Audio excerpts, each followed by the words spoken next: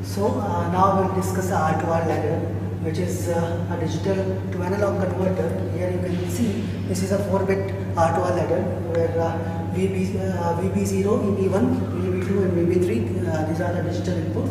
They can be either high or low, and Vout is the output voltage, which is an analog voltage and which is some function of the input digital voltages VB0, VB1, VB2 and VB3. So we have to first find out what is that function which gives us the output analog voltage. So we'll be using the Thevenin's and the superposition theorem to find out the Vout as a function of the input digital voltages. So first we'll find out the equivalent resistance of the R2R ladder. So first I'll draw the equivalent circuit to find out the equivalent output resistance of this R2R ladder. All the voltage sources are replaced by their input impedance, which is that means a short circuit. Now we'll find out what is the output resistance of this R2R ladder. By solving this equivalent circuit, we can find out that the equivalent resistance at the output of the ladder is always equal to R, irrespective of the length of the ladder or the number of bits we are using. The output equivalent resistance of the ladder will always be R. Now we'll find out the equivalent output voltage of the R2R ladder network as a function of the input digital voltages, which are the VB0, VB2, VB1 and VB0. For this example, we have considered that VB3 and VB1 they are at logic 0, and VB2 and VB0 they are at logic 1. So this is the equivalent circuit for this particular scenario when VB3 and VB1 are 0. So this is the equivalent circuit, and we will be finding out the output voltage Vout. For this we will be using superposition and Thevenin's theorem.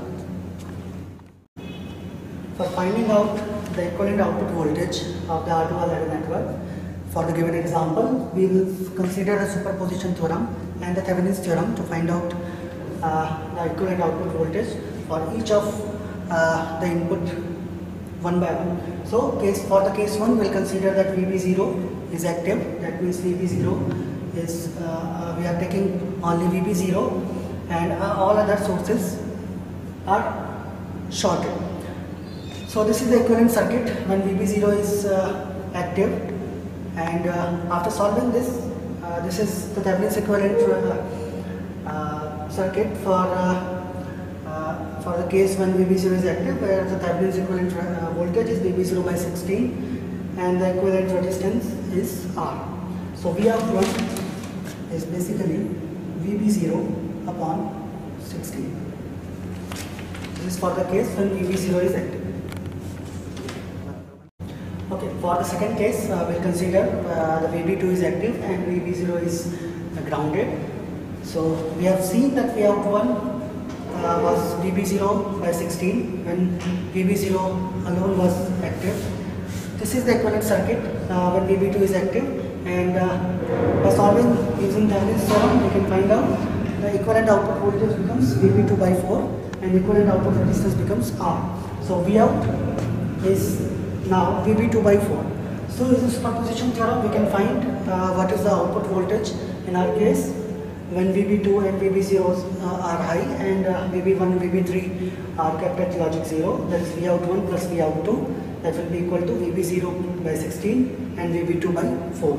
For the general case, when all the input bits are active and that means all the input bits are high, the output voltage is given by this formula. Here we can see as we go from MSB to LSB, at each instant the weight of each input bit is becomes half as compared to the previous as compared to the higher priority bit. That means VB2, the weight of VB2 is 1 by 4, whereas the weight of VB3 was 1 by 2. So this is the output analog voltage of the R2R ladder.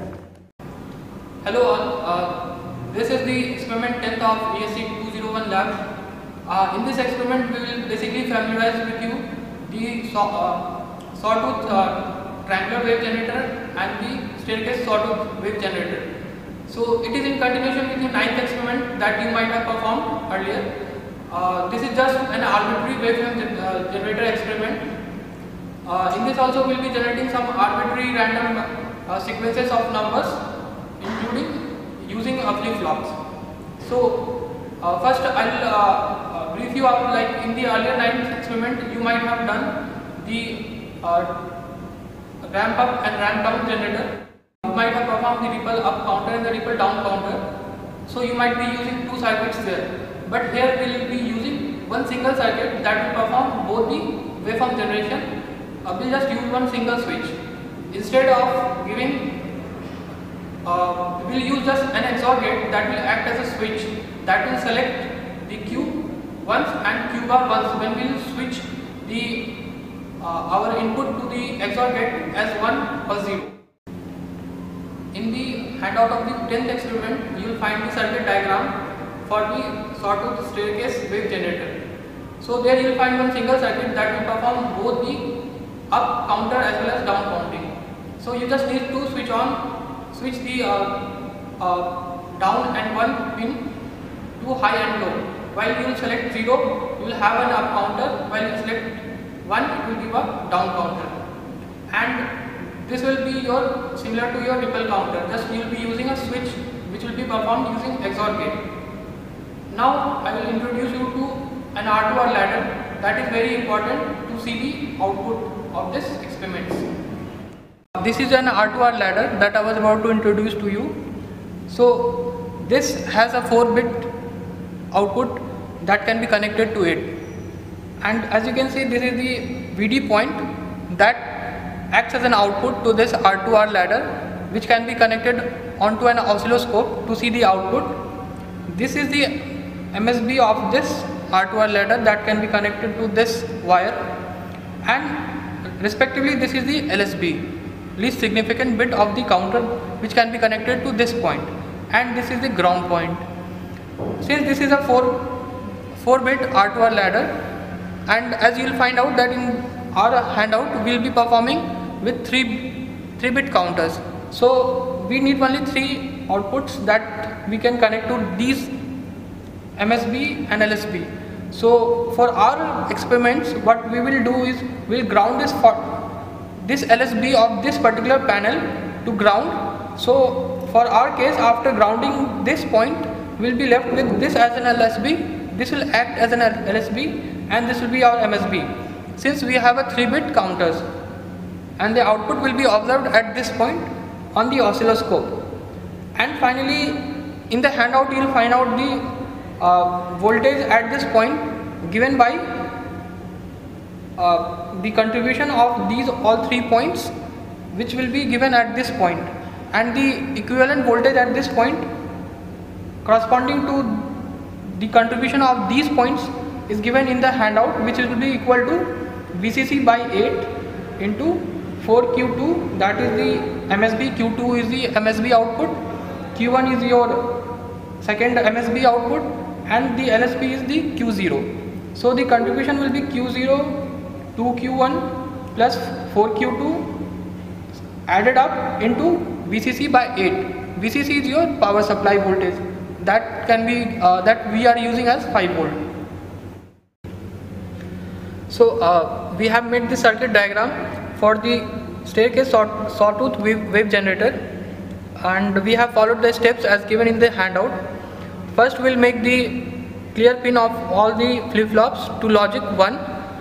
We just want to clear the previous states of any previous state of the flip-flop to logic clear it, so that in the next connection we can use it in a clear state.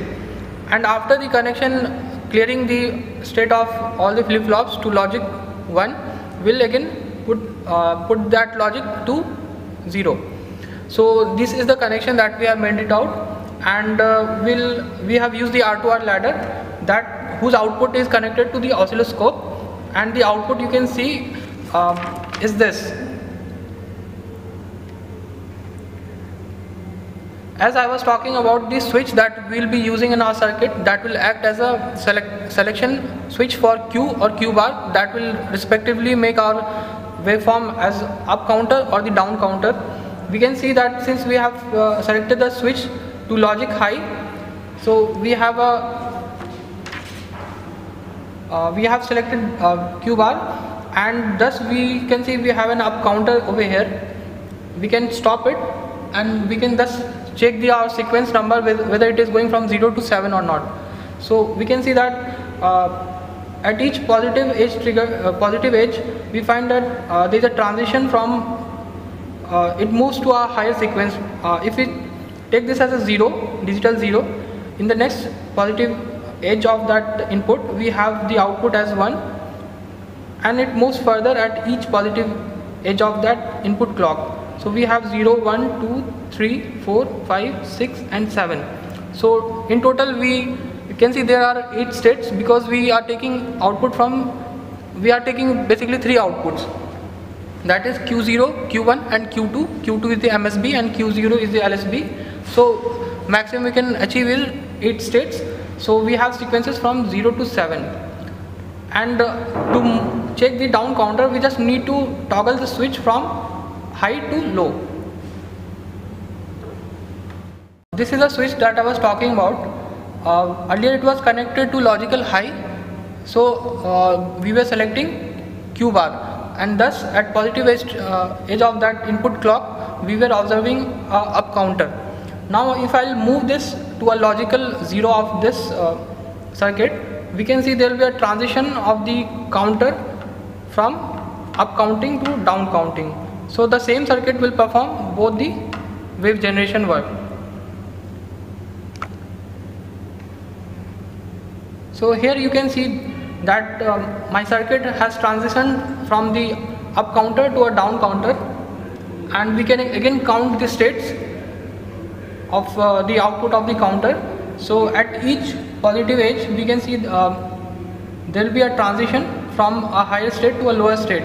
So starting with 7 we can see that states are decreasing, 7, 6, 5, 4, 3, 2, 1 and 0 respectively. So the same circuit has earlier performed as an up counter, and again by just changing the switch we have made it a down counter. So now we will perform the second part of this 10th experiment.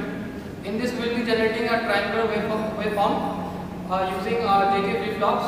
The pin layout of all the ICs that will be used in this experiment is given in the handout, and we will follow the same steps as given in the handout. Initially we will set the clear pin to logic 1 so that any past states will be cleared, and we will start again after clearing the states we will again put it back to 0 state. So this is what we will do, and the input clock that we will be giving will be a 1 kHz TTL pulse shift clock to the our waveform, that counter that we will be making. Since this is again a 3-bit output counter, we will have a sequence from 0 to 7 and again from 7 to 0. The R2R ladder that we have introduced to you has 4 input bit connected to it, but since our counter will be generating only 3 bits as an output from Q2, Q1 to Q2 0, so what we will do is we will ground the LSB of that R2R ladder to 0. So we will be left with only 3 inputs that will connect, and we will check the output from the VD output on the oscilloscope. And I would personally suggest that since the circuit is a very complex circuit, so I would suggest you to please pin configure the circuit so that your debugging becomes simpler.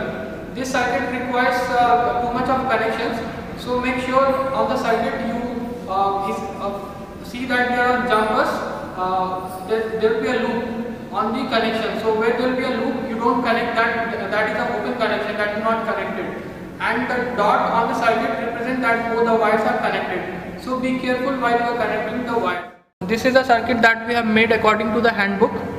You can see that this is a very complex connection circuit, so please be very careful while you will be designing the circuit because the debugging will be very difficult. So try to make the circuit as neat as possible, and you can see that there are many ICs, there are 2 JK ICs will be required for this experiment, and 2 AND IC and 1 OR IC will be required. So I would personally suggest to make your work simpler, make a rough sketch of the circuit on a plain paper and just define some pin number according to the pin layout, which connection of which IC pin number will be connected to which pin of the other IC. So let's say you are making a connection from the first pin of the first AND IC to the let's say a JK flip-flops second JK flip-flop IC of the fifth pin. So just number it on the AND IC that this is your first AND IC, and the first pin you are connecting it with which particular connection, or the JK flip-flop, say first IC of JK flip-flop on the fifth pin. So make a rough sketch, define the pin numbers of the connections, so that later on you can debug it easily if you find it difficult, and this will make your work simpler also. So you can see that we have connected according to the handbook, and this is the R2R ladder through which onto which we'll be giving our inputs Q2, Q1 and Q0. As you can see that this is the VD output that we have connected onto the oscilloscope, and the MSB to the LSB pins are connected from Q2, Q1 and Q0 respectively. The Q2 will be this second last JK flip-flop from which you will be taking output, and the last LSB onto this R2R panel is grounded because we don't require over here the fourth bit. So the output now we can see on the oscilloscope. So we are giving a 1 kHz TTL pulse clock from the function generator, and we are seeing the input clock on the channel 1, that is the yellow marked clock, and the output is visible, the blue marked steps, and you can see that the output is a triangular shaped waveform that we have generated using this circuit. So this is the final result of the second experiment. So this was all about 10th experiment of ESC201 lab. Hope it will be very informative for you while you will be performing this experiment. So good luck and all the best. Thank you all for listening to this video.